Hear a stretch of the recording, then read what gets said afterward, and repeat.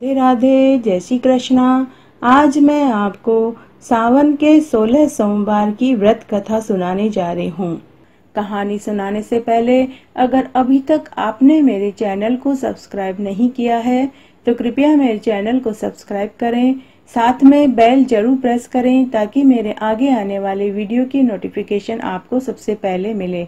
और अगर आपको कहानी अच्छी लगे तो कमेंट बॉक्स में जय हो भोले भंडारी की जरूर लिखें।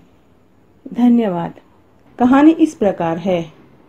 मृत्यु लोक में भ्रमण करने की इच्छा से एक बार भोलेनाथ बाबा माता पार्वती के साथ मृत्यु लोक में पधारे। भ्रमण करते करते दोनों विदर्भ देश अमरावती नाम की अति रमणीक नगरी में पहुंचे। अमरावती नगरी अमरापुरी के सदृश सब प्रकार के सुखों से परिपूर्ण थी। उसमें वहां के महाराज द्वारा बनवाया हुआ अति रमणीक शिवजी का मंदिर भी था। भगवान शंकर भगवती पार्वती के साथ उस मंदिर में निवास करने लगे। एक समय माता पार्वती भगवान भोलेनाथ को प्रसन्न देख मनोविनोद करने की इच्छा से बोली, हे महाराज, आज तो हम दोनों चौसर खेलेंगे। शिवजी ने प्राण प्रिया की बात को मान लिया और चौसर खेलने लगे। उसी समय मंदिर का पुजारी ब्राह्मण मंदिर में पूजा करने आया।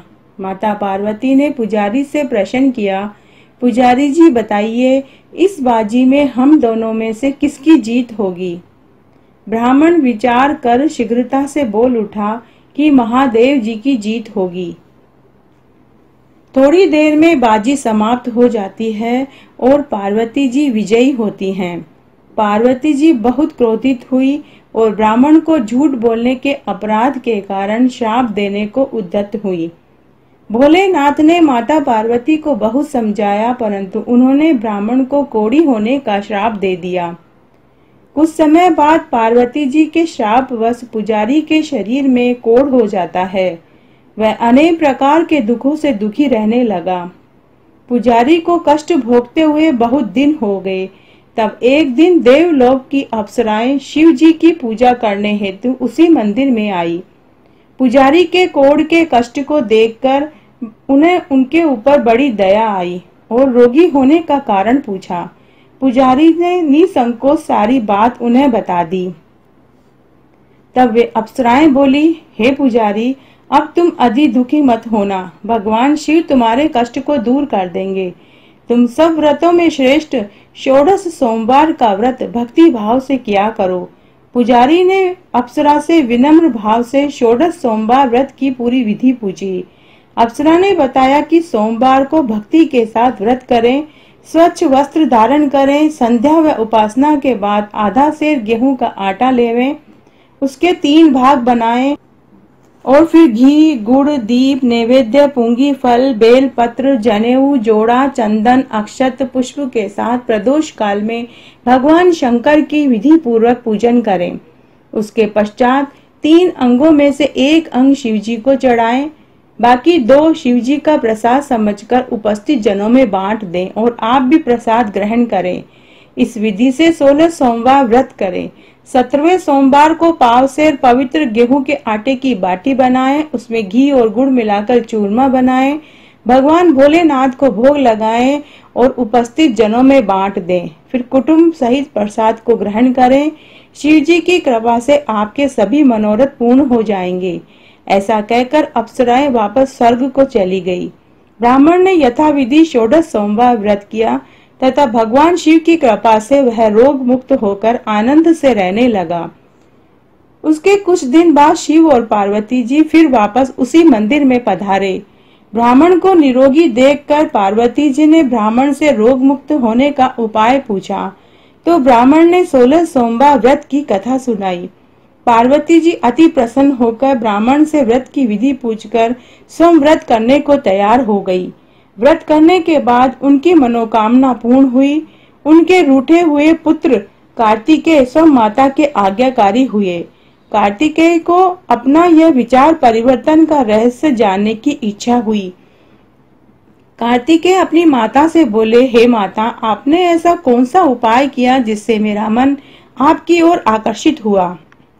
पार्वती जी ने वही षोडश सोमवार व्रत की कथा और विधि बताई।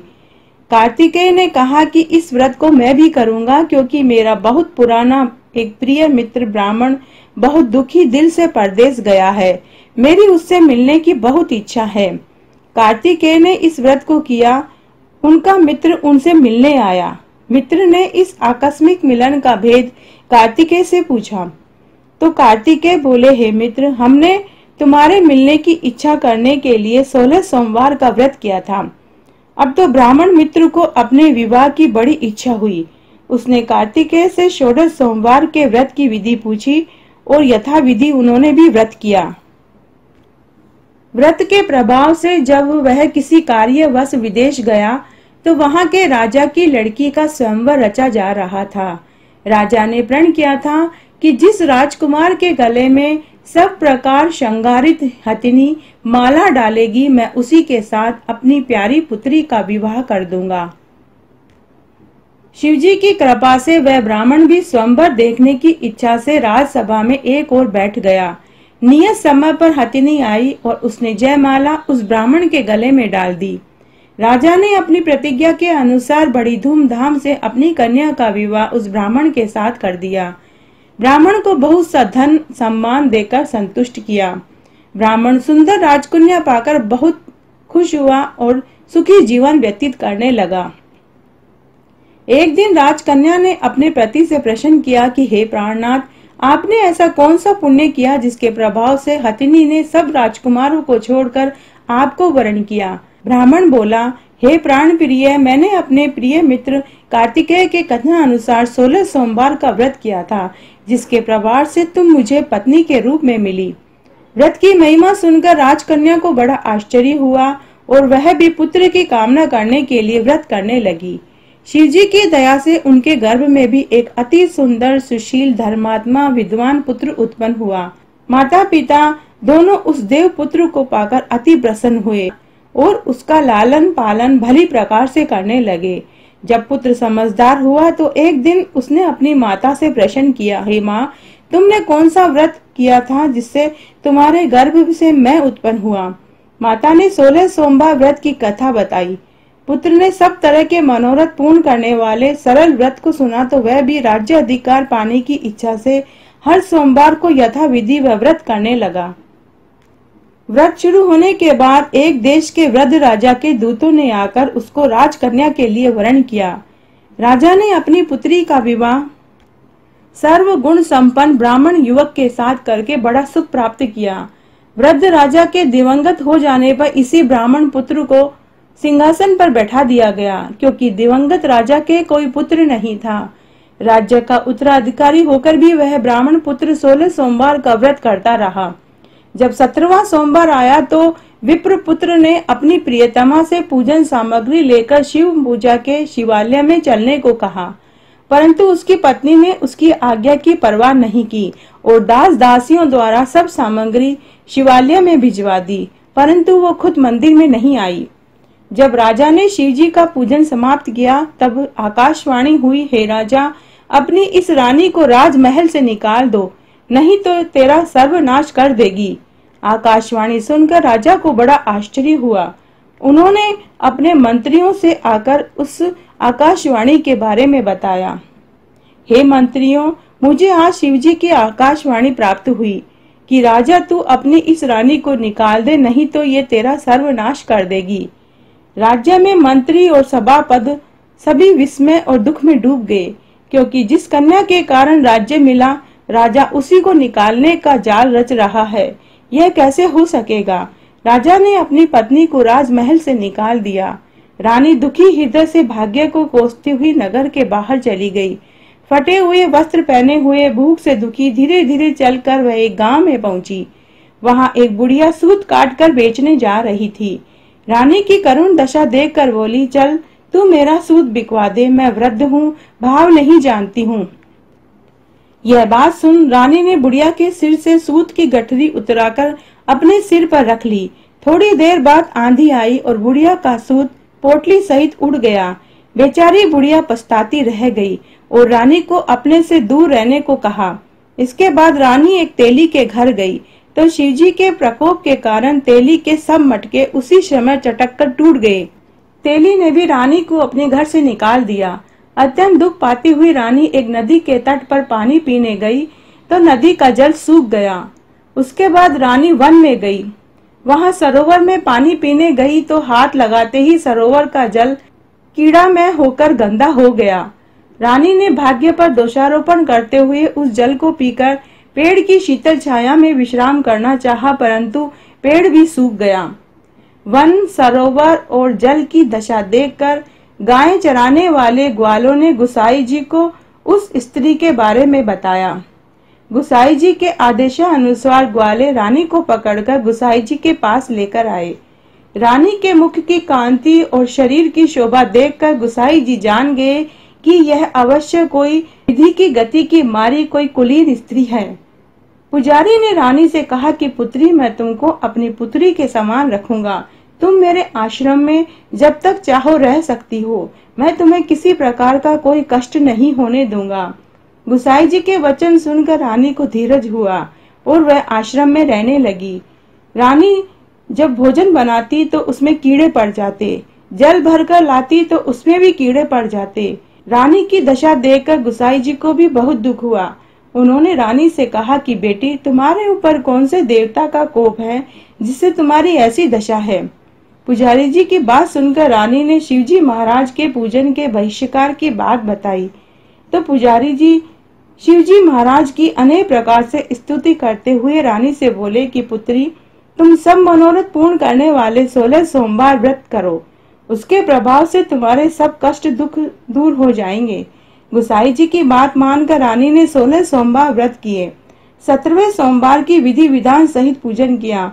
उस पूजन के प्रभाव से राजा के हृदय में विचार उत्पन्न हुआ कि रानी को गए हुए बहुत समय व्यतीत हो गया है, न जाने कहाँ भटकती होगी, उसे ढूंढना चाहिए। यह सोच रानी को तलाश करने के लिए राजा ने चारों दिशाओं में दूत भेज दिए। वे दूत रानी को ढूंढते ढूंढते उसी पुजारी के आश्रम में पहुंचे।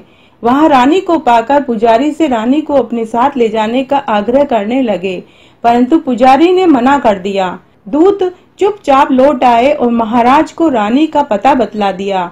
रानी का पता पाकर राजा स्वयं पुजारी के आश्रम में गए और पुजारी जी से कहा, हे महाराज, जो देवी आपके आश्रम में रहती है वह मेरी पत्नी है। शिवजी के कोप से मैंने उनको त्याग दिया था। अब इस पर से शिवजी का प्रकोप शांत हो गया है, इसलिए मैं उसे लेने आया हूँ। आप उसको मेरे साथ जाने की आज्ञा दीजिए।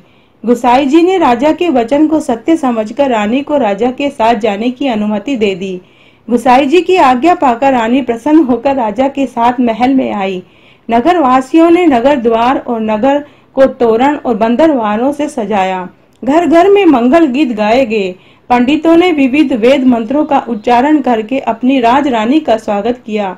ऐसी अवस्था में रानी ने अपनी राजसभा में प्रवेश किया। महाराज ने ब्राह्मणों को अनेक प्रकार के दान देकर संतुष्ट किया। नगरी में स्थान स्थान पर भंडारे खुलवाए, भूखों को भोजन कराया।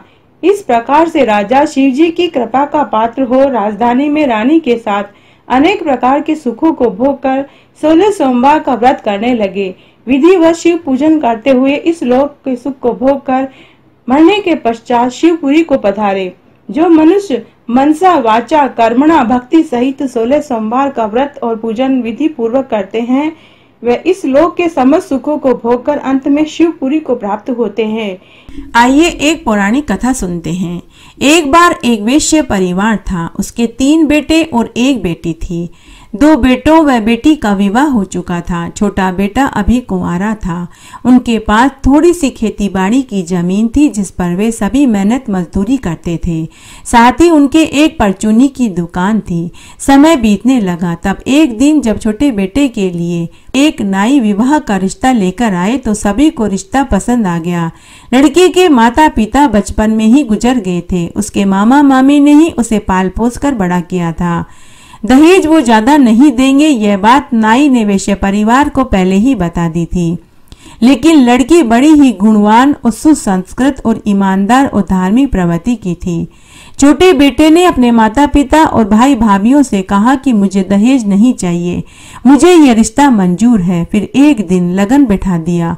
वैश्य परिवार ने अपने छोटे बेटे का विवाह धूमधाम से कर दिया। नई बहू बड़ी ही समझदार थी। आते ही उसने घर की जिम्मेदारी उठा ली, बड़ों का आदर करने लगी। तब एक दिन छोटा बेटा बाहर गांव कमाने के लिए चला गया। जाने से पहले उसने माता पिता और भाई भाभीियों से कहा कि मैं 5-7 बरस के बाद ही घर लौटूंगा। मेरी पत्नी का आप सब अच्छे से ध्यान रखना। इसका कोई मायका नहीं है, नहीं कोई इसका भाई भतीजा है, नहीं इसके माता पिता है। छोटी मोटी बात हो जाए तो उसे माफ कर देना। तब सभी ने कहा कि तुम बेफिक्र होकर कमाने जाओ, हम सब संभाल लेंगे। छोटे बेटे के बाहर गांव जाने के बाद सभी का बर्ताव बदल गया। अब सभी छोटी बहू से ज्यादा काम करवाने लगे। घर परिवार का, खेत खलियान का सारा काम उसी से करवाते। लेकिन छोटी नई बहू बड़ी ही मेहनती थी। उसने कभी किसी काम के लिए मना नहीं किया। वह खूब मेहनत करती थी।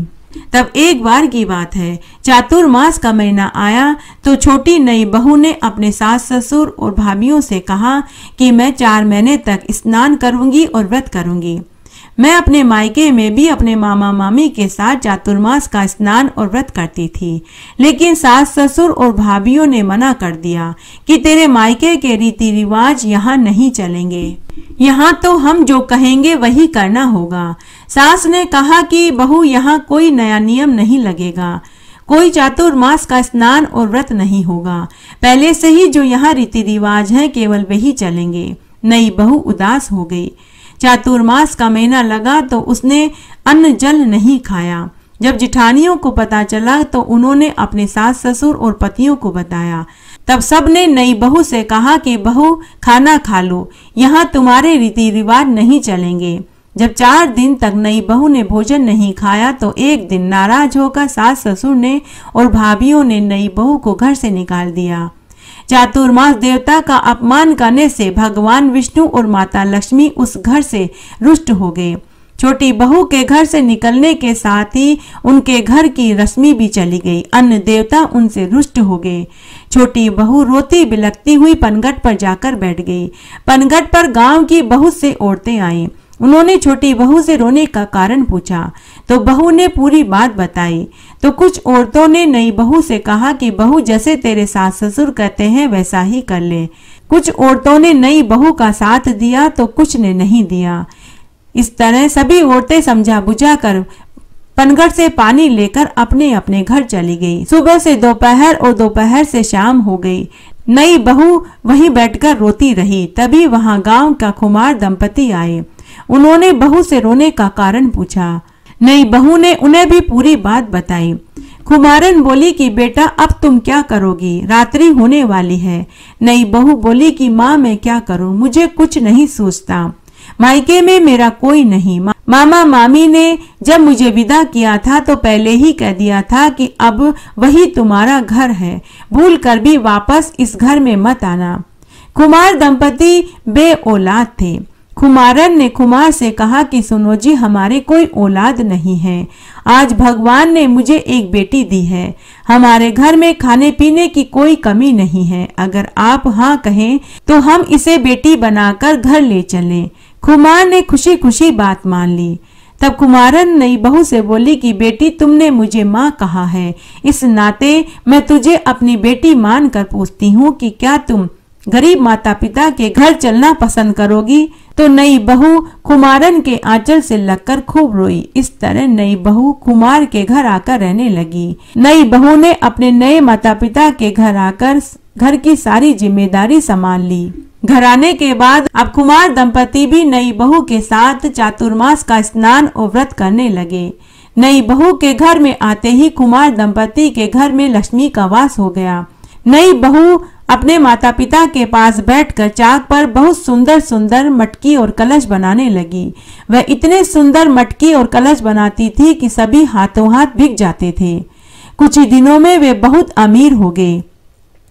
नई बहू घर का काम करती और ऊपर से माता पिता के साथ चाक पर सुंदर सुंदर बर्तन बनाती।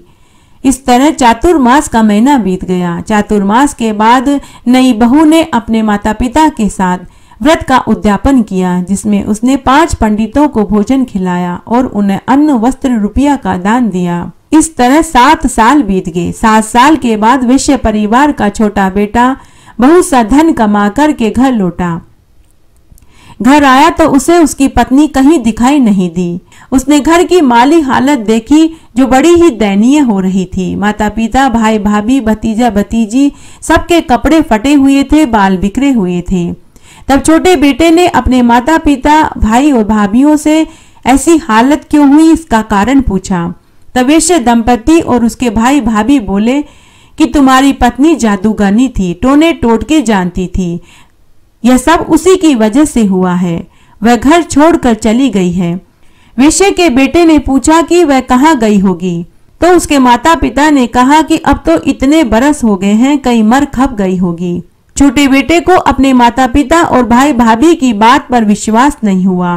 वह उसी समय अपनी बहन के ससुराल गया और उससे पूरी सच्चाई पूछी। तो उसकी बहन ने अपने भाई को पूरी सच्चाई बता दी कि भाई भाभी तो चातुर्मास का स्नान और व्रत करना चाहती थी, लेकिन माँ, बाबूजी और भाई और भाभीियों ने उसे चातुर्मास का स्नान और व्रत करने नहीं दिया। जब 4 दिन तक वह भूखी प्यासी रही तो माँ, बाबूजी और भाभीियों ने उसे घर से निकाल दिया। सच्चाई जानने के बाद वैश्य का बेटा वापस अपने घर आया और अपने माँ, बाबूजी और भाई और भाभीियों से बोला कि आप सभी ने मेरी पत्नी को चातुर्मास का स्नान और व्रत करने नहीं दिया। वह केवल चातुर्मास का स्नान और व्रत ही तो करना चाहती थी। उसने कोई चोरी चकारी, कोई लूटपाट थोड़ी ही करी थी जो आपने उसे घर से निकाल दिया।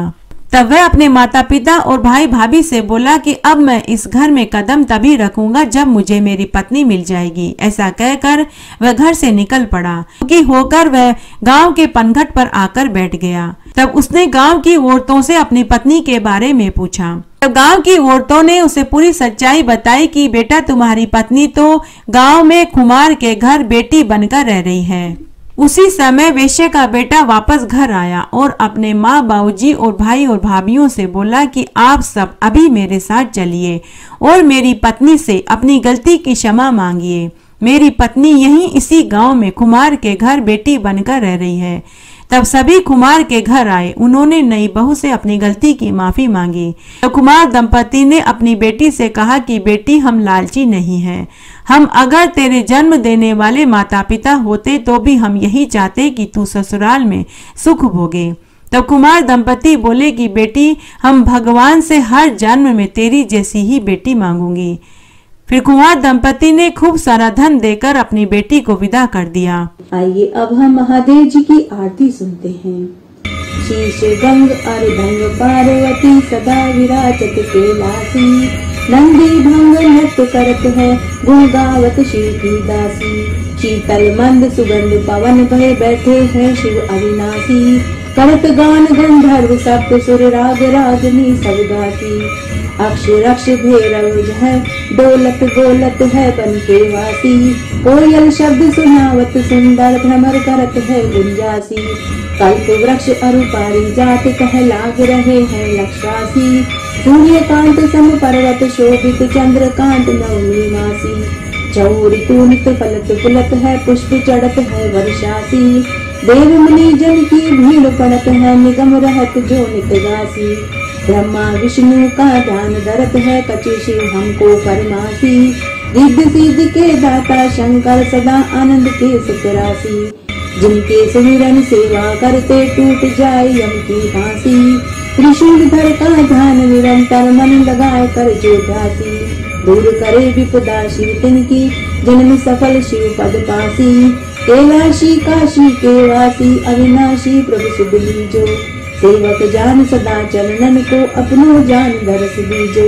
तुम तो प्रभु हो सदा सयाने मेरे ओ गुण सब ढकियो, सब अपराध क्षमा कर शंकर किंकर की विनती सुनियो। शीश गंग अर्धंग पार्वती सदा विराजत कैलासी, नंदी भृंग नृत्य करत है गुण गावत शिव की दासी। तुम तो प्रभु हो सदा सयाने मेरे ओ गुण सब ढकियो, कैलाशी काशी के वासी अविनाशी प्रभु सुध लीजो।